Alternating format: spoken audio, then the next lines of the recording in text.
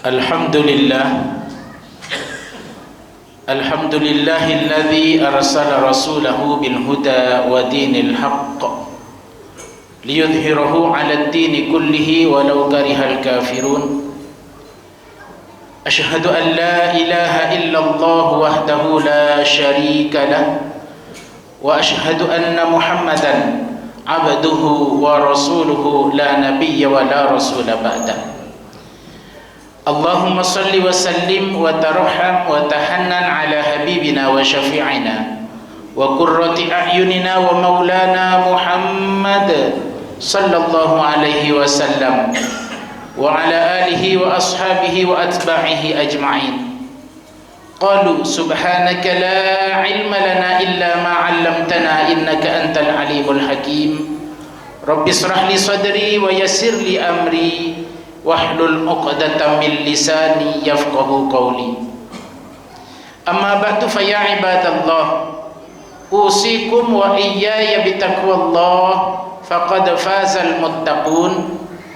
Qala Allah ta'ala fil Qur'anil 'azim, a'udzu billahi as-sami'il 'alim minasy syaithanir rajim. Ya ayyuhalladzina amanu taqullaha wa qulu qawlan sadida yuslih lakum a'malakum wa yaghfir lakum dhunubakum wa man yuti'illaha wa rasulahu faqad faza fawzan 'azima. Wa qala an-nabiy sallallahu alaihi wasallam, ittaqillaha haitsu ma kunta wa atbi'is sayyi'ata al-hasanata tamhuha wa khaliqin nasa bi khuluqin hasanin. Sadaqallahul azim wa sadaqa rasuluhun nabiyyul habibul karim wa nahnu ala dhalika minasy syahidin asy-syakirin walhamdulillahi rabbil alamin. Ma'asyiral hadirin sidang salat Jumat yang dirahmati Allah, puji dan syukur senantiasa kita panjatkan kehadiran Allah Azza wa Jalla atas nikmat dan rahmat, taufik dan hidayah serta inayahnya kepada kita. Alhamdulillah, hari ini kita bisa memenuhi panggilan Allah melaksanakan salat Jumaah berjamaah di hari terakhir tanggal 30 Jumadil Akhir. Artinya esok hari kita akan memasuki bulan Rajab, salah satu bulan yang dimuliakan oleh Allah, menyongsong hadirnya bulan Ramadan. Semoga Allah Subhanahu wa taala panjangkan umur kita sehingga kita dapat dipertemukan dengan bulan Rajab, Sya'ban dan Ramadan yang agung. Amin ya rabbal alamin. Salawat dan salam semoga tetap tersanjungkan keharibaan habibina wa syafi'ina wa qurrati a'yunina wa maulana Muhammad sallallahu alaihi wasallam kepada keluarga, sahabat, tabi'in, tabi'ut tabi'in, termasuk kepada kita semua. Semoga kita semua menjadi umat dakwah ijabah yang kelak mendapatkan syafaatul uzma di yaumil qiyamah. Amin ya rabbal alamin. Ma'asyiral hadirin rahimakumullah, khatib berpesan kepada diri pribadi dan kepada jamaah umumnya, mari kita sama-sama tingkatkan iman dan takwa kita kepada Allah dengan sebenar-benarnya takwa. Dan dengan takwa inilah akan menjadi kebersamaan kita, asbab bersamanya kita menuju ridha Allah, sehingga Allah kumpulkan kita kembali kelak di surganya. Amin ya rabbal alamin. Ma'asyiral hadirin rahimakumullah, ada pesan Nabi sallallahu alaihi wasallam agar kita semua kelak berpulang ke rahmat Allah dan ditempatkan di surganya Allah sebagai tempat termulia dari kepulangan hamba-hambanya. Namun Nabi mengingatkan, ada beberapa golongan yang tidak masuk surga karena perbuatannya di dunia menjadi terhalang baginya untuk masuk ke dalam surganya Allah. Nabi bersabda dalam satu kesempatan, bismillahirrahmanirrahim, thalathun la yadkhulul jannata walau shalla walau shoma walau hajja wa ghairaha. Tiga golongan, kata Nabi sallallahu alaihi wasallam, tidak masuk surganya Allah walaupun ia melaksanakan salat. Bahkan kata para ulama, ia melaksanakan salat bukan hanya salat wajib saja, salat-salat sunnah pun ia laksanakan, tahajud misalnya, duha, tarawih di bulan Ramadan dan salat sunnah-sunnah lainnya ia melaksanakannya. Tapi sekali lagi golongan yang ini tidak masuk ke dalam surganya Allah. Walau sama, walaupun ia melaksanakan melaksanakan puasa, bukan hanya puasa wajib di bulan Ramadan, puasa-puasa sunnah Senin dan Kamis, Ayyamul Bid, puasa di bulan-bulan yang dimuliakan, termasuk esok hari kita akan menghadapi bulan Rajab. Ada kesunahan berpuasa di awal bulan, di mana bulan itu termasuk bulan-bulan yang dihormati. Walau hajjah, walaupun ia telah melaksanakan ibadah haji, padahal Nabi pernah menyampaikan dalam satu sabdanya, al-hajjul mabrur laisa lahu jazaa'un illal jannah. Orang yang mendapatkan haji yang mabrur, tak ada balasan yang lain kecuali surganya Allah. Wa ghairaha, dan amalan-amalan lainnya tak menghantarkan tiga golongan ini ke surganya Allah. Siapakah saja golongan itu? Nabi menyampaikan, rajulun la yu'addabu ibnahu.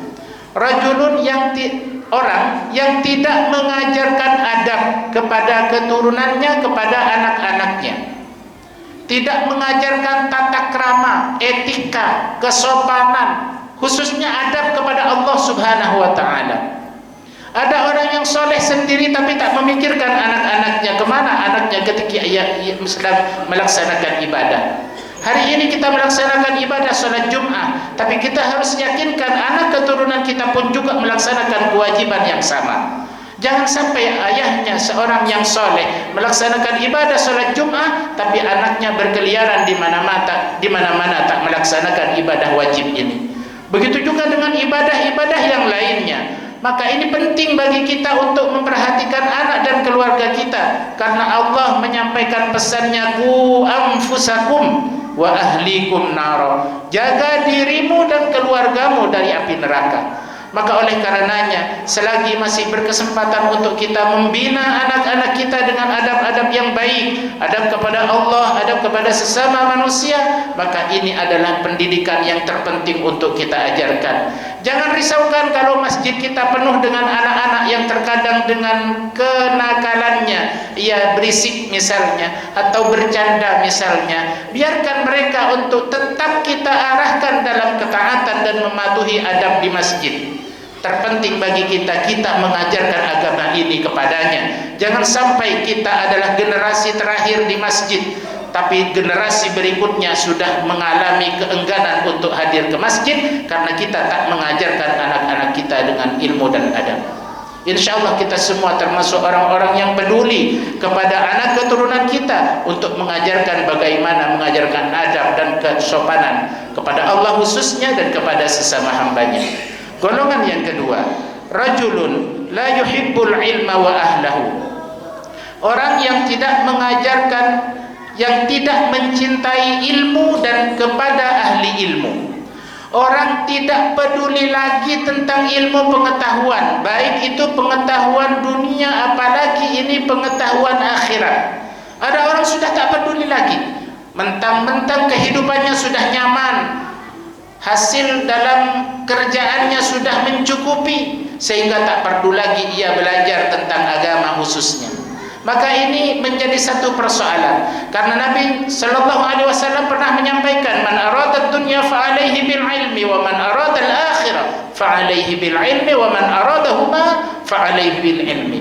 Orang yang ingin mendapatkan kebahagiaan di dunia hendaknya dengan ilmu. Orang yang ingin menginginkan kebahagiaan di akhiratnya hendaklah ia punya ilmu. Dan orang yang menginginkan kebahagiaan di dunia dan di akhirat hendaknya lah ia punya ilmu. Maka jangan pernah tinggalkan dalam waktu-waktu kita untuk belajar ilmu, untuk mencari ilmu dengan segala kemudahan ilmu yang sudah kita mudah memperolehnya di zaman sekarang ini. Tak bisa hadir di masjid atau di lembaga-lembaga ilmu, kita pun juga bisa mengakses ilmunya para ulama dengan media sosial kita, dengan media internet. Apalagi di masjid ini begitu banyak taklim-taklim pekanan yang dilaksanakan. Di malam Sabtu, di Sabtu pagi disampaikan, ada kajian fikih, ada kajian Al-Quran, ada kajian adab dan akhlak di hari Ahad pagi misalnya.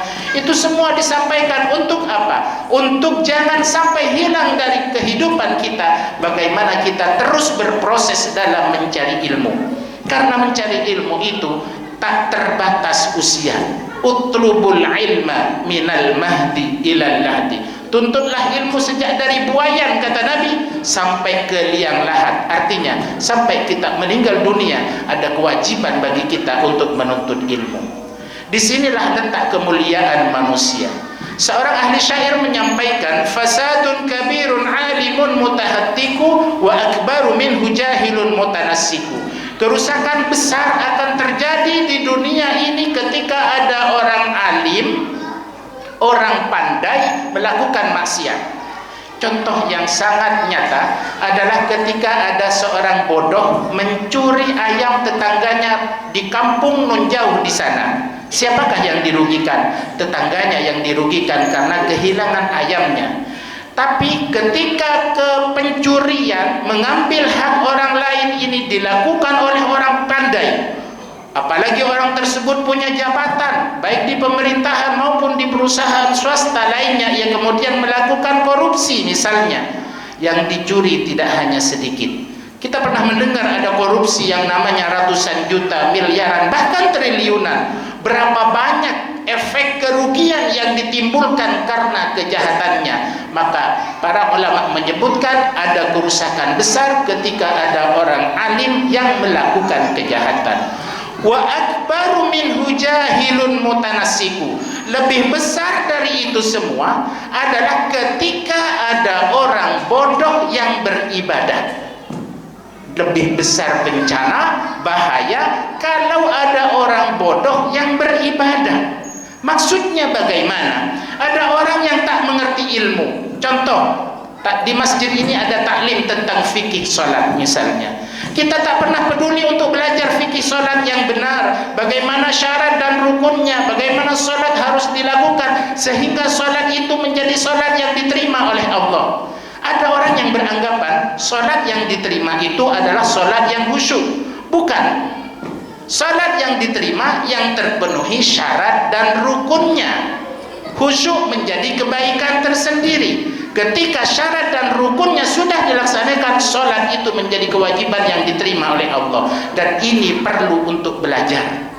Bagaimana syarat, bagaimana rukun, tata cara. Ketika ada orang bodoh tak mengerti ilmu, ia melaksanakan sholat sekenanya, mungkin hanya karena melihat ada jamaah lain yang sholat, gerakannya demikian, bacaannya, kita pernah mendengar bacaan dengan cara demikian, tak pernah memperbaikinya. Padahal kalau ditashih, diteliti, bacaan, gerakan itu masih mengandung kesalahan-kesalahan yang tak sesuai dengan syarat dan rukunnya, maka sholatnya tidak menjadi ibadah yang diterima. Apa bahayanya? Ia seakan melaksanakan ibadah tapi tak diterima oleh Allah. Ada bencana besar yang akan mengancamnya. Apa itu? Kecelakaan ia di akhirat karena dianggap sebagai tarikus sholat, orang yang tidak meninggalkan sholat. Itu yang dimaksud dengan wa akbaru minhu jahilun mutanassiku, adalah bahaya yang lebih besar dari itu semua ketika ada orang bodoh yang beribadah. Insya Allah kita semua termasuk hamba-hamba Allah yang gemar untuk menuntut ilmu, memperbaiki ibadah kita kepada Allah Subhanahu wa ta'ala dalam segala macam ilmunya. Salat ada ilmunya, haji ada ilmunya, puasa ada ilmunya, dan semua ibadah-ibadah lainnya ada ilmunya. Maka oleh karenanya jangan pernah berhenti untuk belajar. Ikuti setiap kajian-kajian yang dihadirkan oleh masjid ini maupun masjid-masjid lainnya, karena insya Allah itu yang pertama, di samping menghilangkan kewajiban kita untuk tetap menuntut ilmu, yang terpenting kedua adalah hilangnya kebodohan kita terkait dengan ilmu pengetahuan. Yang ketiga adalah rajulun qalbuhu fi qalbihi hasadan, adalah golongan orang yang di dalamnya mempunyai sifat hasud, sifat dengki. Ini adalah bagian-bagian penyakit hati yang harus kita pelajari bagaimana menghilangkannya. Karena manusia itu dilahirkan dalam keadaan lemah pada awalnya, kemudian beranjak besar, dia tumbuh dengan kekuatannya, maka kemudian timbul dengan hasud dan kesombongan. Bertambah dewasa ia, kemudian ketika bertambah dengan kekayaannya, maka kemudian ia sombong dengan kekayaannya. Kemudian ketika punya pangkat dan jabatan, ia mengatakan pikiran bahwa dia berpangkat menjadi orang yang terhormat. Itu semua adalah penyakit-penyakit yang harus dihilangkan dari setiap hati kita. Jangan sampai ada di hati kita ada kesombongan, ada rasa hasud, ada rasa dengki, dan penyakit-penyakit ini senantiasa untuk kita hilangkan, karena Nabi pernah menyampaikan, la yadkhulul jannata man kana fi qalbihi dzarratun minal kibar. Seseorang tidak akan masuk ke dalam surganya Allah yang di dalamnya terdapat sebiji atom dari kesombongan. Semoga Allah Subhanahu wa taala menjauhkan kita dari 3 sifat golongan-golongan yang dimaksud, sehingga Allah Subhanahu wa taala membersamakan kita bersama dengan para jamaah umumnya dan semua keluarga dan anak keturunan kita kelak di surganya Allah Subhanahu wa taala. Amin ya rabbal alamin. A'udzu billahi minasyaitonir rajim. Bismillahirrahmanirrahim. Wal 'asr. Innal insana lafi khusr illa alladhina amanu wa 'amilus solihati wa tawasaw bil haqqi wa tawasaw bis sabr. Barakallahu li wa lakum fil Qur'anil 'azim wa nafa'ani wa iyyakum bima fihi minal ayati wa dzikril hakim wa taqabbala minni tilawatahu innahu huwal ghafurur rahim. Allahumma shalli ala sayyidina Muhammadin wa ala ali sayyidina Muhammad.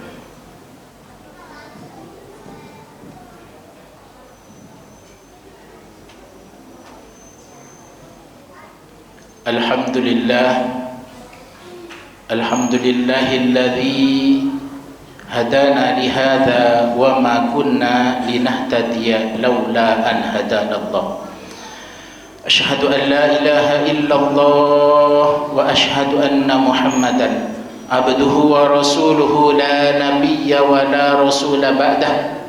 Allahumma salli wa sallim ala sayyidina Muhammad wa ala alihi wa ashabihi ajma'in. Qalu subhanaka la ilma lana illa ma 'allamtana innaka antal alimul hakim. Rabbi shrah li sadri wa yassir li amri wahlul 'uqdatam min lisani yafqahu qawli. Amma ba'du fa ya ibadallah usikum wa iyaya bitaqwallah faqad fazal muttaqun. Qala Allah ta'ala fil Qur'anil 'azim. A'udzu billahi minasy syaithanir rajim. Ya ayyuhalladzina amanu taqullaha haqqa tuqatih wa la tamutunna illa wa antum muslimun. Fa ya ayyuhan nas ittaqullaha fima amar wantahu amma naha wa'lamu anna Allaha amarakum bada'a fihi bi nafsi wa thanna bi malaikatihi bi qudsi faqala ta'ala inna Allaha wa malaikatahu yusalluna 'alan nabi ya ayyuhalladzina amanu sallu 'alaihi wa sallimu taslima. Allahumma salli ala sayyidina Muhammad wa ala ali sayyidina Muhammad kama sallaita ala sayyidina Ibrahim wa ala ali sayyidina Ibrahim wa ardallahumma anil khulafa'ir rasyidin Abi Bakrin wa Umar wa Uthman wa Ali wa an baqiyatis sahabati wat tabi'in wa man tabi'ahum bi ihsanin ila yaumiddin. Allahumma ighfir lil muslimina wal muslimat wal mu'minina wal mu'minat al ahya minhum wal amwat innaka sami'un qaribun mujibu da'wat wa ya qadiyal hajat. Allahumma a'izzal islam wal muslimin Allahumma ansur man nasaraddin Allahumma ya kafiyal bala ikfinal bala qabla nuzulihi minas sama. Allahumma arham ummata sayyidina Muhammad Allahumma jbur ummata sayyidina Muhammad Allahumma astur ummata sayyidina Muhammad.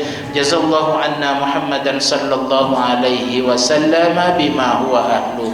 Rabbana zalamna anfusana wa illam taghfir lana لنا وترحمنا لنكونن من الخاسرين ربنا لا تزغ قلوبنا بعد إذ هديتنا وهب لنا من لدنك رحمة إنك أنت الوهاب ربنا هب لنا من أزواجنا وذرياتنا قرة أعين واجعلنا للمتقين إماما ربنا آتنا في الدنيا حسنة وفي الآخرة حسنة وقنا عذاب النار عباد الله إن الله يأمركم بالعدل والإحسان وإيتاء ذي القربى وينهى عن الفحشاء والمنكر والبغي يعظكم لعلكم تذكرون فاذكروا الله يذكركم واشكروه على نعمه يزدكم ولذكر الله أكبر أقم الصلاة